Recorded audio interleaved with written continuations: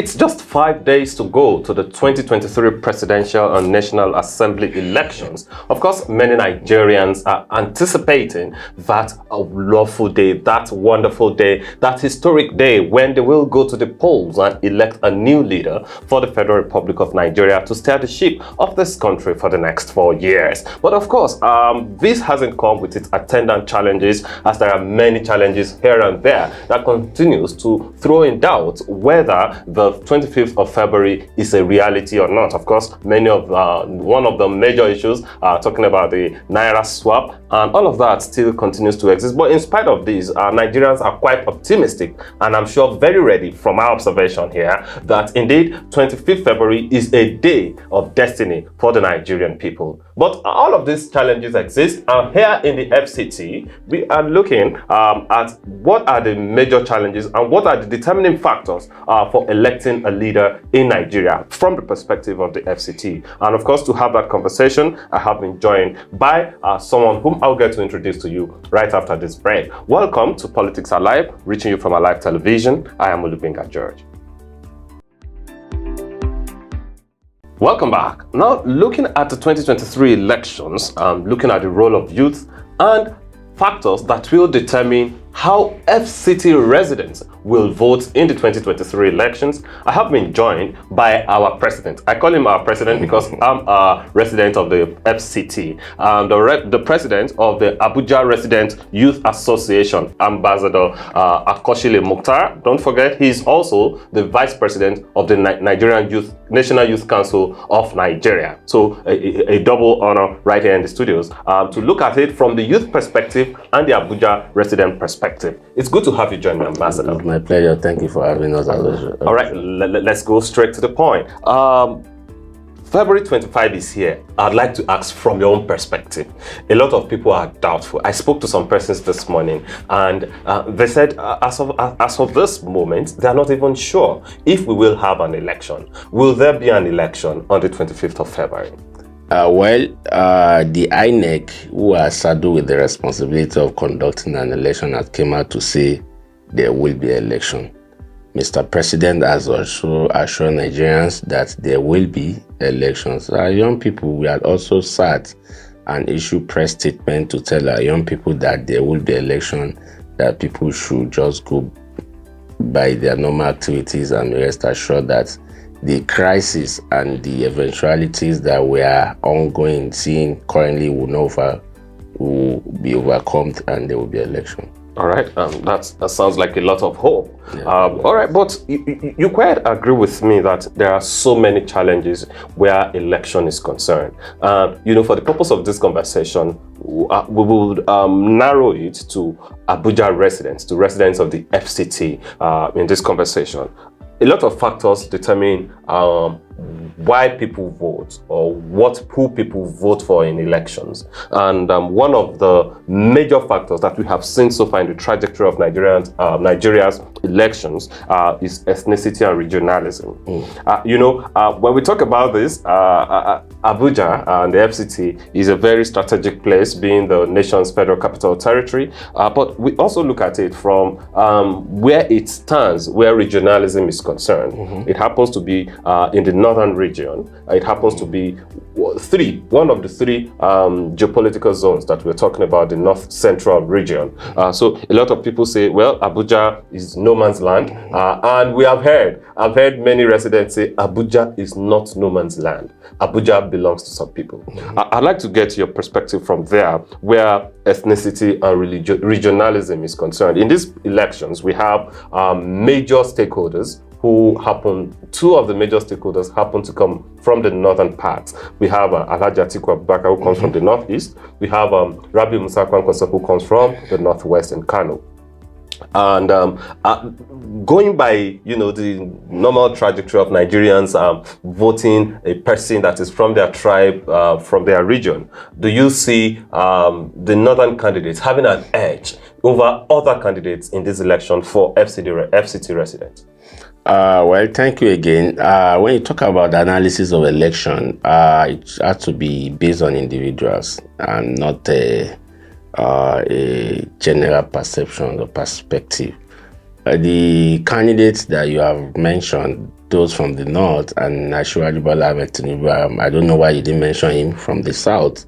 We also have Peter Obi. I didn't mention him because I'm going there. I said Abuja happens to be in the north central, which is part of the north. So I'm asking if those candidates from the north have an edge because they are from the north and following the Nigeria's voting patterns of always wanting to vote for somebody that is from their region or ethnic divide. Okay, now I get your question. For us in Abuja, election is not by where you belong, the region you come from, because the incumbent President Muhammadu Buhari, is from the north.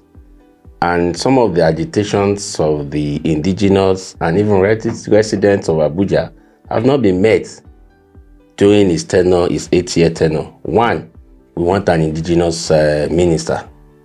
It has not been met. We want expansions, like Abuja has one senator.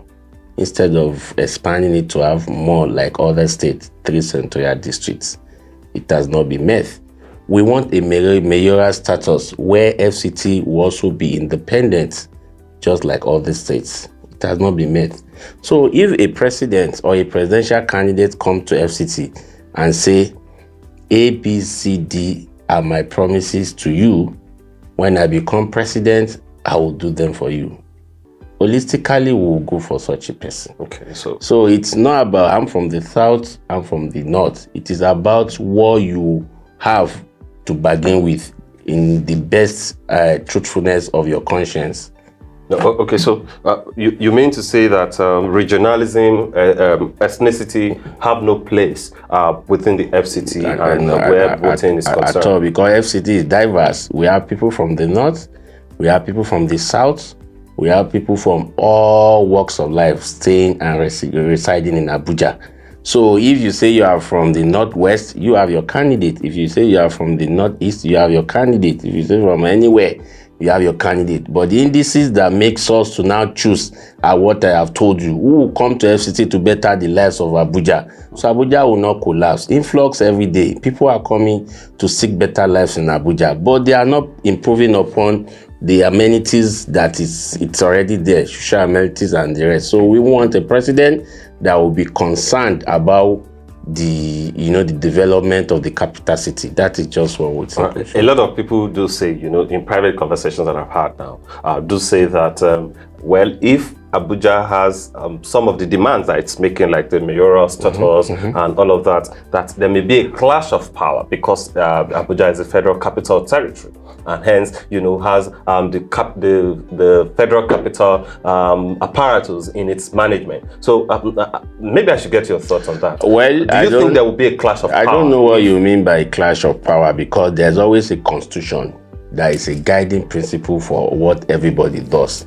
And if any of what I have said is supposed or is to be implemented, there will be constitution that is guiding the principle and the executions of those segments of the separations of power. When you come about speaking about Abuja people are less privileged. For instance, yes, thank you for asking how. For instance, in Abuja, how many indigenous people do you even see that can even say I am donating 100 vehicles for campaign? I am donating a school uniform for less privileged students in school. They don't have that capacity because they are not in positions. They are not elected into positions. They have only one senator. How many can that senator cater for? They don't have representation in the federal cabinet. They don't have representation in the federal cabinet. So if you don't have representation in federal cabinet, you don't have a minister. How many director generals appointment do they have? How many ambassadors do they have from here that is representing them? How many young people do they have in government or in governance? So when you talk about Abuja people should just be careful with people who come from Abuja, because they should not allow them to explode, because if they explode, Nigeria will not be better for everyone. Well, I hope they don't explode. All right, let's talk about other factors, where this election is concerned. One other factor, that has always, determined how people vote is religion. As we speak, many of the candidates, have tried to appease to the many religions, or the two major religions that we have in the country. However, you would see that the candidate of the All Progressives Congress, Asiwaju Bola Ahmed Tinubu, is a Muslim. Yes. He chose a Muslim as his running mate, from Borno, the former governor of Borno State, Kashim Shettima. And you do remember how much furor this generated, within the polity when the selection was made. And I was hoping, I wanted to know, especially when you consider Abuja, which, is also not directly either pandering toward any religion. How do you think the selection of this, of the APC candidate, for example, will affect voting choices in the FCT? Well, if I sit here in your studio and speak about how religion will affect a candidate getting votes, it will have either positive or negative influence on the candidacy of any party as we speak. The only thing I can say on that is that as an electorate, and I said it earlier, we should go for people who have a very credible manifesto rather than asking if I am a Muslim or is a Christian. I have friends who are Christian. In fact, most of my friends are more Christian than Muslim. I am a Muslim. You are my friend, you are a Christian. And that does not in any way affect our relationship. That does not in any way, maybe when we make money, we don't agree on sharing formula. So if someone is a Christian and is having a Christian running mate, I do not believe, as we speak, Khan has not come out to say this is where we are going. Well, Khan initially kicked against it. Yes. That's part of the reason why this conversation is coming on board. Because Khan initially kicked against it and said it is, not putting the diversity of the Nigerian let me tell you what I believe Khan was doing those periods. Those periods are in the initial stage. Khan was just advising. They were just putting it straight. So it will not be as if Khan is a conglomerate, is the global body of Christians Association. And if you have a parental, or what do you put, a parental replicate of someone who says something and they keep quiet, it will be as if they are not doing anything. It is not meant to say can't believe that Muslim ticket will not work or Christian ticket will not work. Khan is just giving an opinion that how do you think if you do it like this, it could be better off or thereabout. So Khan is not saying if you do Muslim ticket, we'll ask Christian not to vote. Or Muslim Council for Islamic Affairs is not coming to say if you have Christian ticket, we'll ask Muslim not to vote. They are just coming to say in the best interest to allow all other religious belief to also have equal presentation. Why don't you? But if a party is now saying it doesn't matter, it means it doesn't matter. If a party is coming to say it doesn't matter, if at least you could be a Muslim and you won't allow the Christians to have freedom of expression and every other thing. That it's just about maturity. We hope that Nigeria will be matured to a point where we'll just forget about is a Christian, is a Muslim, is a pagan, is a Fulani. Recently I saw people coming to say because they have cow in the 200 naira, that was why Mr. President recirculates the 200 naira into. Do you understand? So we should have matured beyond all this sentimental propaganda to make sure that our candidate gets way. No, for me, I believe what should be thinking about is how do we get it right as a nation. All right. I hope the choices on Saturday will determine that. Yes, of course. All right, now let's move forward and look at one other thing that have sort of formed a disruption, in voting patterns in the country. So before 2015, we've had a strict dominant party in the country until President Muhammadu Buhari came broke that pattern. But that is generally now. But when you come to the FCT, you would realize that it's hardly been broken because the FCT, have pandered toward a party more than the other. We've had the senator, for example, who have represented the people and is still in contest, for the 2023 term. So I want you to tell us the emergence of new entrants like Peter Obi and how it's affecting and attracting followership across board. How exactly is this going to impact, on voting choices in the FCT? No, yeah, when we talk about voting choices, I always advise people to be sincere when they talk about who they want to vote for. If you think, apart from being going into religion sentiment or tribal sentiment, for instance, I listened to news and I was some of my friends who were in the APC followed some things that the PDP did recently. When they went to their resettlement, people who were from the southeastern part were like, "Oh, we'll vote Obi," they're just chanting Obi. But when it comes to Senate, they don't want the Ireti, they want Aduda. But this Ireti, is it because he's not from the southeast? But it's your labor. That means they are not voting for party. They are voting for individuals. You understand? But if you think you want to vote for the Labour Party, you should believe, okay, you are tired of the PDP, you are tired of the APC, now you want a new generational party which everybody believes is younger, is new, the people who are driving it could be more sincere, then you go for Obi, then go for the Ireti, who is the Senate candidate, then come down like that. But if you are now saying you are going for Obi and you are now coming to the Senate and picking Aduda, then you are getting it wrong. So what we are trying to say is that beyond any of this, go for people, party, candidates that you think can be better. Like Zad, who is the senatorial candidate for the APC. I am close to him. When we were in the university in those days, 2009-8, he was the Kokola Area Council chairman. And as he stands till now, what he did, nobody could be able to erase it. He's still on top. And, we also, we are the resident youth. We also have our colleagues from the indigenous youth groups. We have sat down together and do analysis. And that was why I started the conversation by saying some people say they are tired of a continuity of one person every 4 years coming again to say, and that person, when I now ask them, what do you want him to retire upon? There is no other place to go.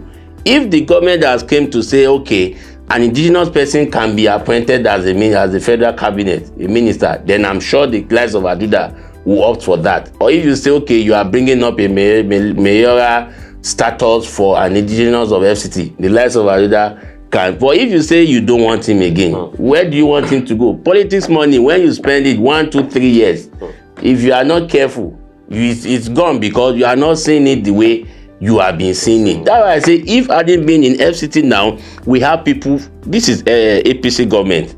But if APC government has been, we have professionals, we have people with credible characters that have been in this party, APC, that are elder fathers, that will have gotten appointment, but they don't. If those people are in the maybe board member, they are ministerial, they are this, they are that, they will have been saving from their salary to say, okay, this month I'm sending 300,000 to Ubochi, next month I'm sending 300,000 to Galui in Buhari, this other month I'm sending this another 100,000 to do you understand? For people who are in the real suburbs to better their life. And when election comes, such a person can even approach a bank and say, I am this, I have an integrity, I have this, please give me some funds from the bank. Even if God will not encourage people to go there and siphon their money. But if it doesn't have, we can go to the bank and borrow and use that money vigorously to harness and canvass for votes. But they are handicapped, they can't. So that's why I said what FCT people want is people who will come and listen to their yearnings, their aspirations, what they want. If you go to some areas in FCT, the roads are still bad.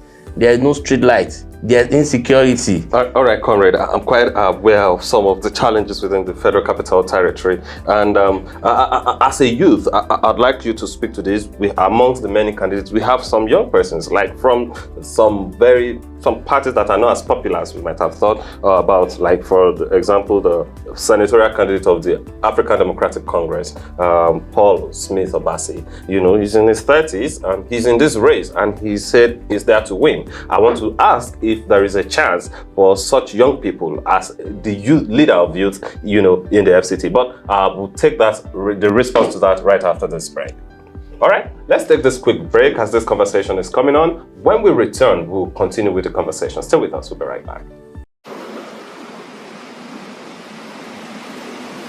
This is Alive TV. All right, welcome back. The conversation is still on, talking about 2023 elections and how the residents of the FCT, the Federal Capital Territory, Abuja, will vote, what will inform their voter choices in the 2023 elections. And I'm still in the studios with Ambassador Akoshile Mukhtar, who is the President, Abuja Resident Association, and also the National Vice President of the National Youth Council of Nigeria. All right, Ambassador, you are going to speak to the fate or the possibility of a youth emerging as the senatorial candidate of the FCT in this election. What is the fate? What is the possibility of a youth emerging? I've mentioned that there are several candidates. We have Philip Aduda of the PDP. We have Ireti Kingibe of the Labour Party. We have Zad of the APC. We have Paul Smith Obasi of the African Democratic Congress. I think we also have Nirogbila of the Abga Party. So there are quite a number of them, but I think the ADC candidate happens to be the youngest. Is the FCT ready to have a youthful candidate like that? Well, we are, and one of the things that will have gladdened our mind is to see someone who is within the age bracket of us to be our representative. But my constraint, as I said, is that they might not want to allow him or them get there. Number one. Number two, is the issue. Sorry, before you talk about that, when you say they might not want to allow him, I'd like to know who are those? Okay, are you referring to the voters, or who are the people that might not want to allow him? Okay, well, if not now that that's another topic, that the redesign of Naira has taken shape, that to me, I felt it would be extremely difficult for someone to come and use money to influence votes. These are variables that I believe that might not allow young people who has interest to rule this country to get there, because the characters that you mentioned, as good as they have a good intention, as good as they are young and vibrant to hold those positions, even me, I hardly see any of them going into campaigns rather than to just go on social media to say I'm the flag bearer of this party, because they don't have the resources. Nigeria have not graduated from the stage whereby you can sit in your home and run your campaign. Rather, you need to go to some places physically, go and give them food stuff, go and give them money, go and share motorcycle, go and share pumping machine. Do you understand? But these people may not really have that kind of strength financially. And that is my constraint. But you mentioned that we are in an age where... And that has to do at the polling unit, not pre-election.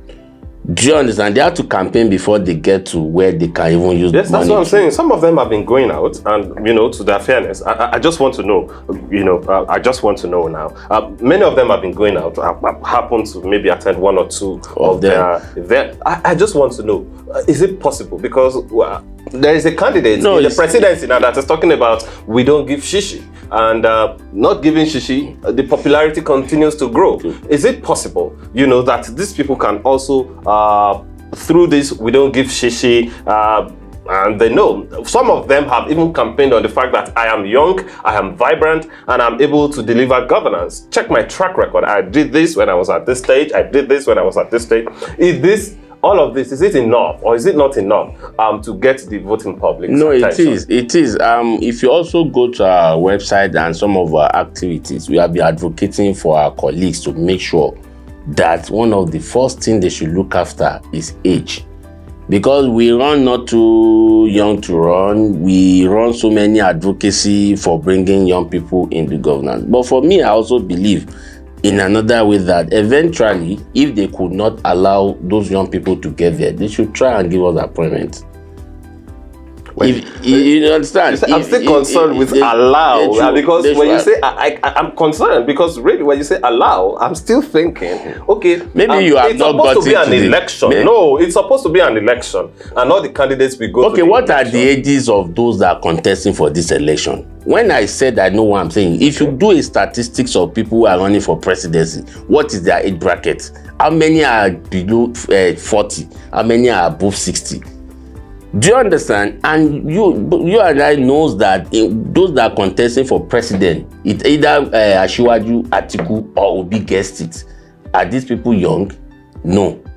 People, when you come to FCT, those who are contesting for Zenith, Zad, Aduda, do you understand? And Ireti is about the youngest among three of them. These are the prominent. So ADC candidate you mentioned, you understand, is younger, but it's not as popular as any of them. So when I am talking, I'm talking because I know that I'm talking on reality.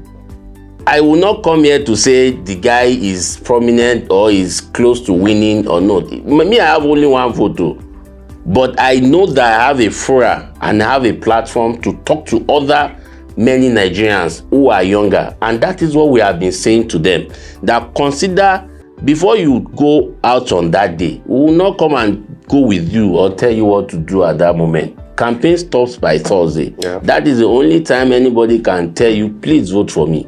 And we have been telling them. But beyond telling someone to also vote for a younger candidate, do you know if it's manifesto? Do you know what he wants to go there to do? There are some people who are younger and who are even, their mind is more even spoiled in when you talk about embezzlement. Because they believe, national cake, let me go there and carry my own. So is that kind of candidate that will sit down here and be talking for? No.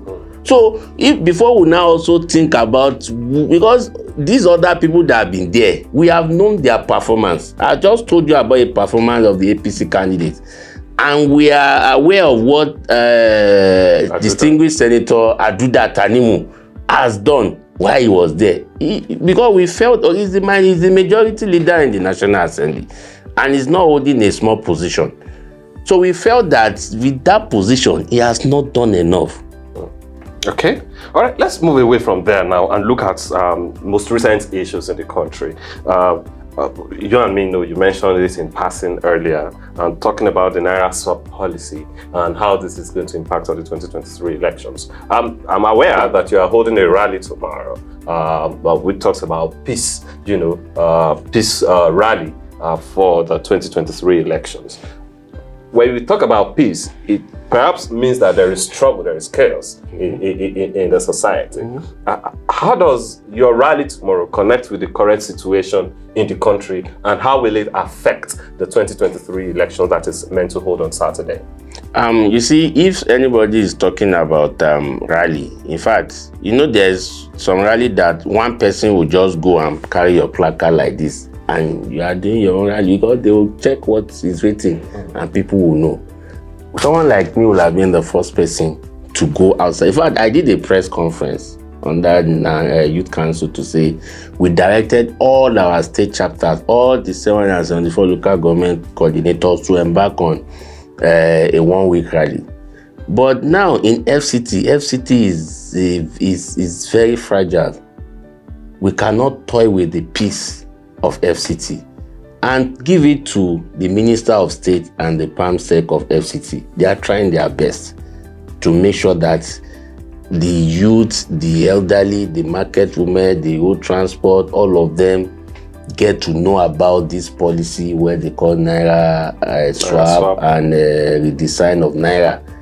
The responsibility of the CBN, they have been doing it because they know that they have a responsibility on the residents of FCT. So when they call to say, youth, you want to do your own again, if you do, Nigeria will be, because if anybody turns his televisions in the night, in the evening, and see any headline, Abuja, that means they have confidence to do anything in their state. If they see that anything goes on in Abuja, you know that this is where the whole battalion, 26th battalion, 97th battalion, 1st headquarters, military formations are. Do you understand? So that's why we now went back, Abuja resident youth, and give ourselves some people that say, let's support government and let's support ourselves, because this is democracy. It's about you and I. There are some people who might feel that if the election did not hold, it is to their own credence, it is to their own advantage. But if the election did not hold, it is to our own disadvantage, because we are going backward to maybe 20 years behind. But if this election hold, no matter who gets it, after election, you are a president for everybody. After election, you are a governor for everybody. After election, you are a distinguished senator and House of Rep member for everybody, including those that supported you and those that did not support you. So why do we now say this must not hold? So we are trying to give a walk. About 1,000 young people will be on the street of Abuja tomorrow. We have a backing of the TSA, the police, the road safety, to make sure that the mount it does not be hijacked, and to say we want election. We are not saying vote for APC. We are not saying vote for PDP. We are not saying vote for Peter Obi or SDP or ADC. We are saying election must hold. After election, let the next people go and see how they can manage Nigeria. It seems that those who are there here are seeing that the exit is closer. Maybe their mind is getting off to say, let me just go and hand over to the, when you are in the football field, when you are tired, the referee sees that you are tired, you are not productive again, then it calls for substitution. So if they allow that person that is tired, he can collapse and die. So if I get it, tomorrow's protest is a pro-government protest. It's a pro-election protest. It's not pro-government, it's not anti-government. It's pro-citizens. Okay. It's for you and I. It's for ourselves. So what would the residents of FCT be learning from that protest? Thank you. To some government agencies or government itinerary, it's anti for them. Some people don't want this election to hold. So if you say it's pro-government, what about some part of government that does not want the election to hold? I don't know if it exists, and I don't know them. But some people might not want the election to hold. So, but what FCT resident tends to gain from that is that they are getting confirmations and reassurance from young people that there will be peace. Okay, finally, before we go, because that protest or that rally, you call it, is tomorrow. The Supreme Court is also expected to deliver a judgment, regarding the Naira sub-policy and the government, and which the state governors, have also pushed forward to the Supreme Court tomorrow. So there is going to be a decision. Whichever way it turns out, how do you see the result? If perhaps it turns in favor of the governors, or it turns in favor of the Central Bank of Nigeria and federal government. If it turns out in favor of the governors, where do you see this protest and the entire preparation for the election going to? And if it turns out the other way, on the side of the government and the CBN, where do you see it going? That's why I told you that this protest is about election, that we want peace, we want election. If Supreme Court says otherwise, people will not go and say Supreme Court has delivered the judgment in error now. Nobody will say that. Everybody will just still murmur and still do what Supreme Court has. You can't challenge Supreme Court. But I stand, Mr. President are giving a directive. Today I went to bank, they give me 200 naira, 10,000 naira. I'll manage it. That is what everybody have been doing. Do you understand? It gives some more prudency. But on tomorrow's walk, we call it peace walk, is to say that let the global community, let Nigerians see that, let them learn from FCT, youth from FCT, that we don't want peace, we don't want protest. We want election to hold. Because the election time is too close to when all these policies are being rolled out. The policy might seem to be a good thing for you and I, but it is the timing is wrong, and the timing should not overlap election. Because if a Jega can if a INEC chairman, Professor Mahmoud Yakub can come and say election we hold, and even the CBN governor that is the commander-in-chief of the policy say, for anything you need, we'll give it to you. That means they are ready. Security agents has came out to say, We are ready. I'm aware, I have information that as at today, they have started deployment to all various states. So, all right. Thank you so very much. I think that's a good way to end the conversation. It's been a wonderful conversation with you. So much. All right. Having on with the president, Abuja Resident Youth Association in Nigeria, Ambassador Akoshile Mukhtar, right here in the studio. We've been talking about preparations for the 2023 elections, how Abuja residents will actually go out there and perform or behave, or what will inform their voting choices on Saturday. Of course, we wish all Nigerians well, and we will continue to say from Alive Television that it is your responsibility to go out on Saturday peacefully and exercise your franchise and choose somebody whom you believe is able to steer the ship of this nation toward the right direction. Don't forget to vote right and not fight. Thank you so much for joining us on today's edition. I am Olubenga George. See you next time.